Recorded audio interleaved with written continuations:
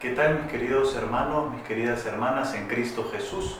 Mi nombre es José Miguel Villaverde, soy religioso de la Sociedad de San Pablo y actualmente de misión en el Paraguay. Para mí es un gusto comenzar con este ciclo dedicado a San Pablo, dedicado a las cartas de San Pablo, que son en total un número considerable y casi la mitad de lo que es el Nuevo Testamento, entre las que son propias de San Pablo y las que se atribuyen o devienen de su enseñanza. Pero para comenzar con el tema de las cartas paulinas, es necesario conocer primero al autor de dichas cartas, y para llegar a conocerlo nosotros tenemos dos fuentes testimoniales que son muy valiosas y cada cual hay que tomar en su contexto y también según las intenciones. En primer lugar, el libro de los Hechos de los Apóstoles, que nos narra a lo largo de muchos capítulos la vida de Pablo de Tarso, desde su conversión hasta su entrega, yendo por diferentes lugares de misión a través de sus viajes apostólicos. También las cartas del apóstol Pablo son otra fuente para llegar a él, para conocer un poco más del espíritu, para adentrarnos en todo lo que él llevaba dentro y en cuál era su evangelio. Bien, pero para eso entonces es necesario entrar en el contexto propiamente de los lugares donde se desenvolvió San Pablo. Y este primer tema introductorio de nuestro curso, de este módulo, dice: Pablo, un hombre de tres culturas. ¿Cuáles son esas culturas, esas tres culturas? Bien, la cultura judía, Pablo es judío; la cultura helenista, una cultura que había sido esparcida a partir de Alejandro Magno; y la cultura del Imperio Romano.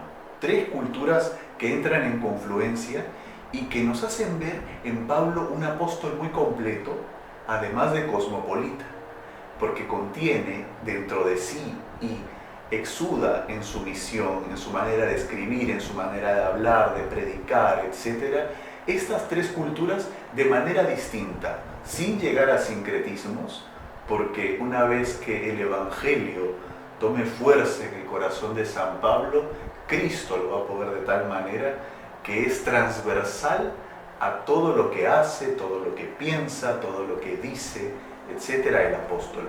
Pero bueno, vamos a comenzar con esta reflexión. Es necesario contextualizar el horizonte en el que el apóstol Pablo entonces hizo su misión, realizó su misión. Nos vamos a ubicar en el siglo I, pocos años, décadas, después de la pasión, muerte y resurrección de Jesucristo.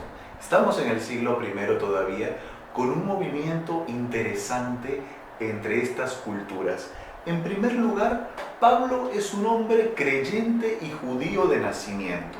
Es la fe que recibe Pablo la que le va a dar forma a todo cuanto haga, todo cuanto diga, a su manera de predicar, a su manera de desenvolverse en el mundo. Es interesante que uno no puede desligar las raíces judías de Pablo de Tarso, si bien Pablo no nació en un lugar puramente judío como lo podía ser Jerusalén.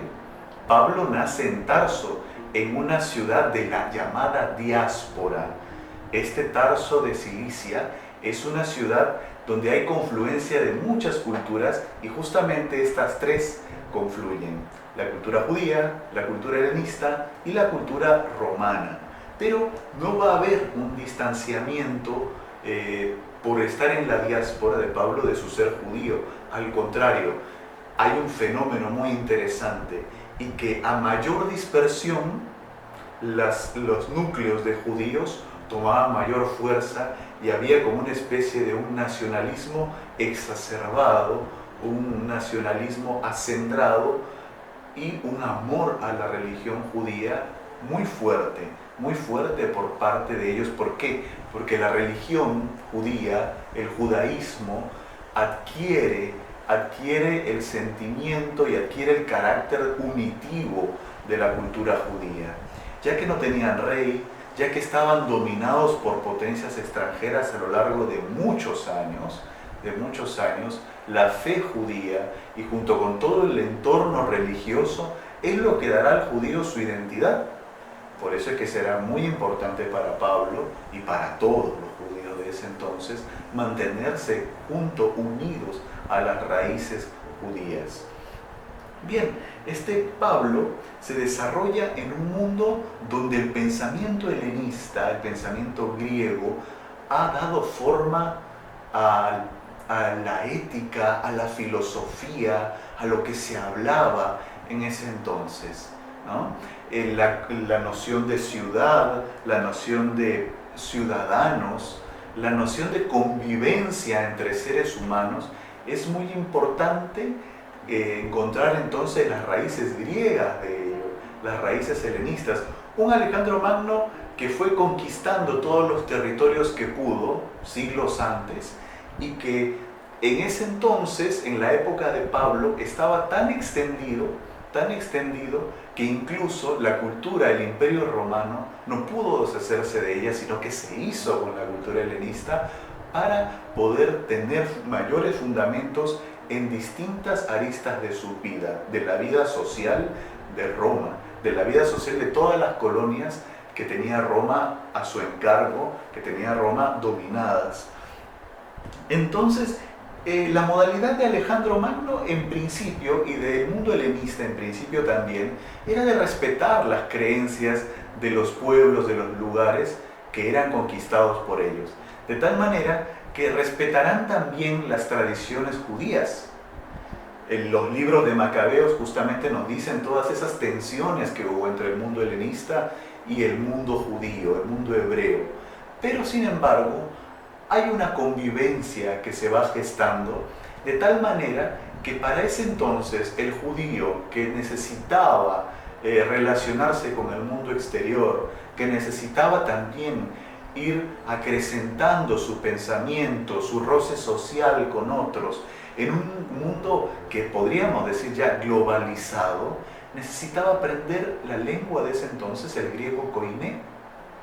Así que no veremos extraño, por ejemplo, que todos los libros del Nuevo Testamento, los Evangelios, las cartas de Pablo y las otras cartas católicas estén escritas en griego, y algunos de los libros deuterocanónicos también.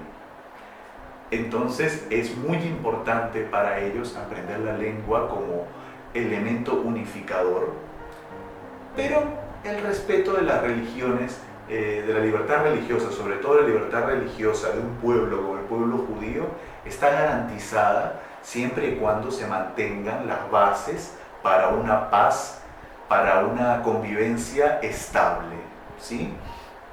Entonces, estábamos hablando también de la lengua común, hasta que la entrada del Imperio Romano tiene su lugar. De hecho, todos esos acontecimientos fuertes que se dan con el Imperio Romano y el mundo judío se van a dar estando Jesús con nosotros. Así, por ejemplo, en el año 63 a.C. se da la ocupación de Jerusalén por parte de Pompeyo. Toda esta historia romana del siglo I, en el cual está Jesús, va a tener dos personajes importantes: Octavio César Augusto, a principios de los años de Cristo, ¿no? Hasta el 14 después de Cristo, y es Jesús que vive prácticamente durante todo el imperio de Tiberio, del año 14 al año 37.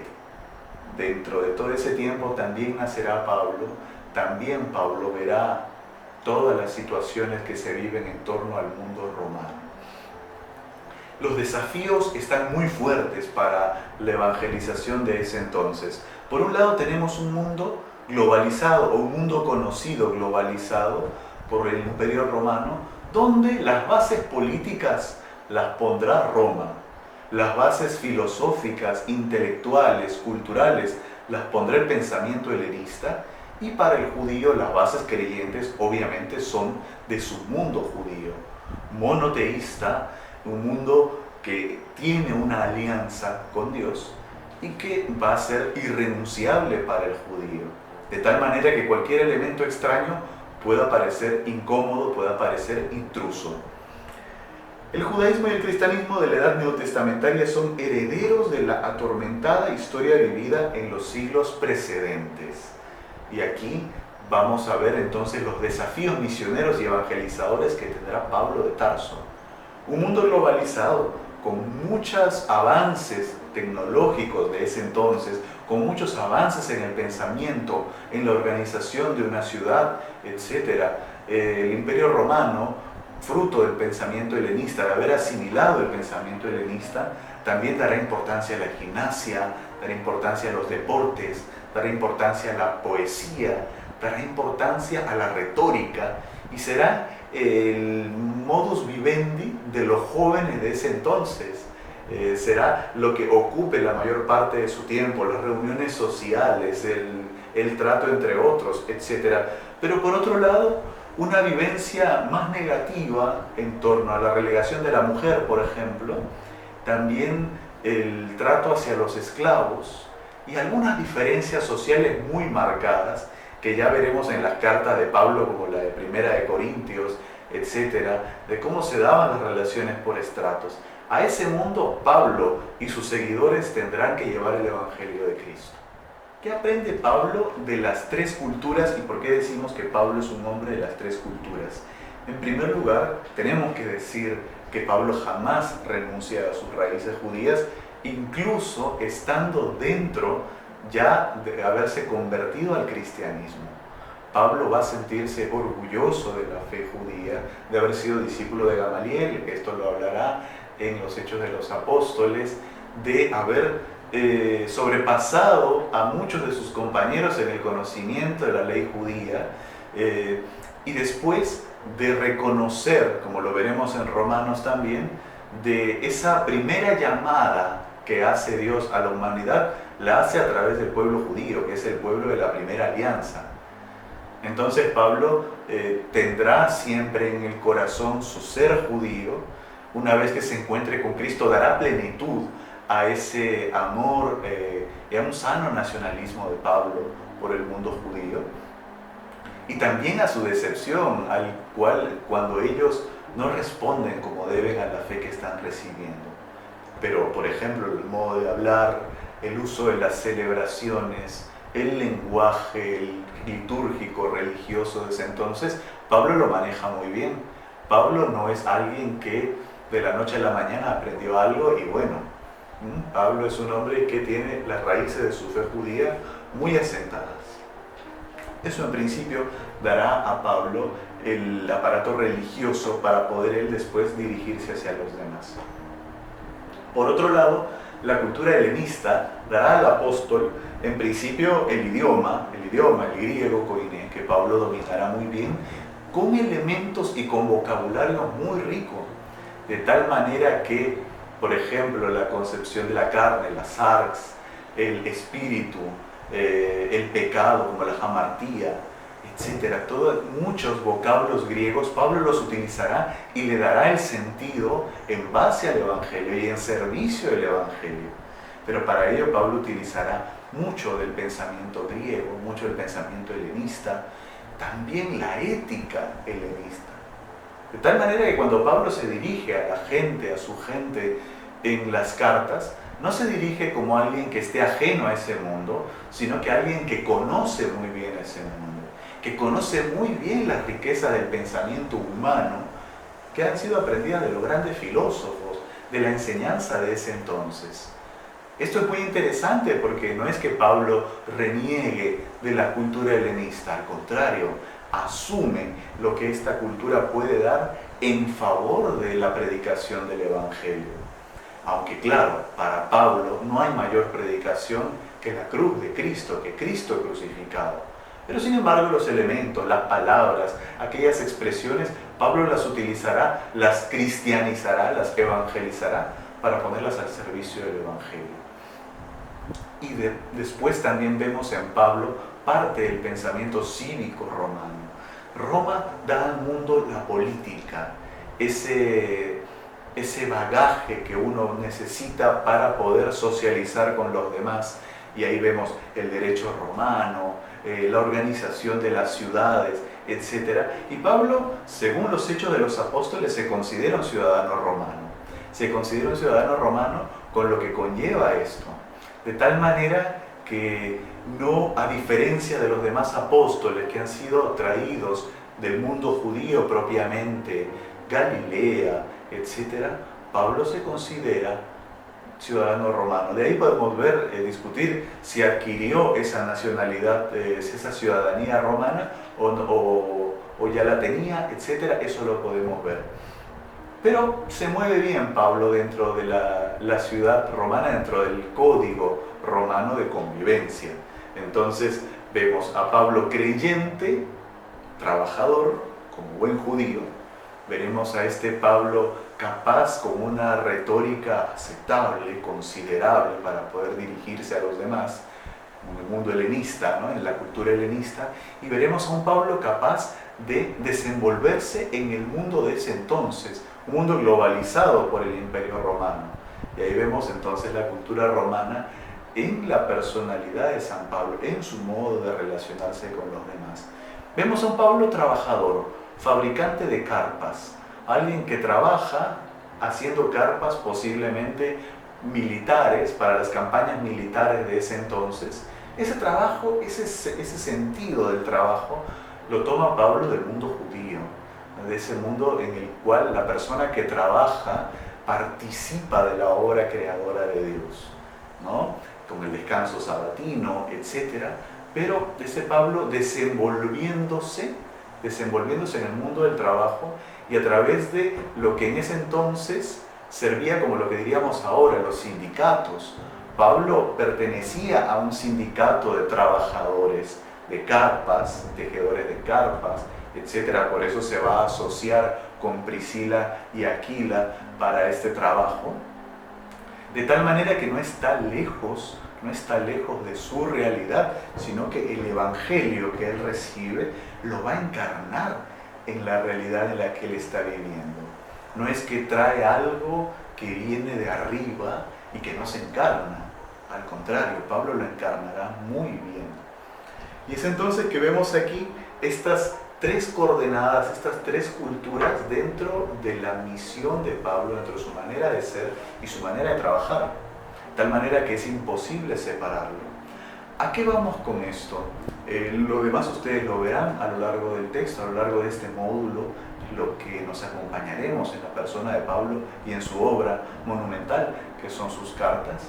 Pero vemos a un hombre capaz de coexistir y capaz de habitar una cultura globalizada, un mundo globalizado, sin por eso hacerse de este mundo, sin por eso quedarse en lo inmanente de este mundo, sino que alguien que al recibir el Evangelio, una persona encarnada, que al recibir el Evangelio encarna ese Evangelio en la realidad que le toca vivir, de tal manera que lleva adelante su misión, no de la nada, sino con todos los recursos que le proporciona la cultura, todos los recursos que le proporciona la vida de ese entonces. Pablo no vive del pasado, Pablo no anda pensando en el futuro a como lo podemos pensar nosotros. Pablo piensa en el presente, piensa en un Cristo manifestándose en el presente, piensa en un evangelio que se predica a personas con determinadas culturas, con determinada naturaleza, determinados modos de vivir en la sociedad. Y así anuncia el reino de Dios, así anuncia Jesucristo, invitándonos no solamente a la vivencia de la fe en este mundo, a la vivencia de la fe solamente de manera inmanente, sino que la vivencia de la fe mirando hacia lo trascendente. Pero para mirar en lo trascendente es necesario tener los pies bien puestos sobre la tierra. Termino con un pensamiento que dice así. Está atribuido a Romano Penna. En definitiva, la figura de Pablo de Tarso, tanto en el ejemplo de su testimonio vivido, como en la elaboración a menudo olvidada de su pensamiento, que a veces irrumpe, nos demuestra que es posible un cristianismo puro de intacto atractivo. Siguiendo sus huellas es posible, históricamente, un cristianismo que en cambio podría parecer utópico, donde la tradición no anula la novedad, donde la solidaridad no destruye la libertad, donde la realización no asfixia la esperanza.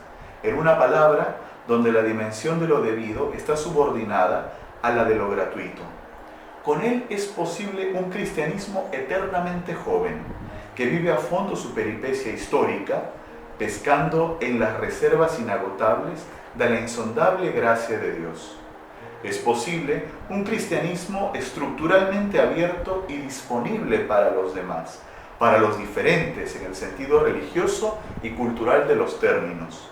Es posible no por la inexistencia de un rostro propio y un fluctuante abandono a los embates del tiempo, sino por el seguro anclaje a un fundamento bien preciso que se llama Jesucristo, tan preciso que no se le puede confundir con ningún otro, y tan libre que puede hacerse todo para todos. Pablo se hace todo para todos porque, en principio, su vida es Jesucristo, pero conoce las culturas que están alrededor, conoce su mundo, tiene los pies bien puestos sobre la tierra, sabe lo que le apasiona al hombre, a la mujer, sabe lo que les preocupa, sabe lo que les acontece. Y de esta manera Pablo responde con Jesucristo, el camino, la verdad y la vida. Queridos amigos, hasta la próxima ocasión.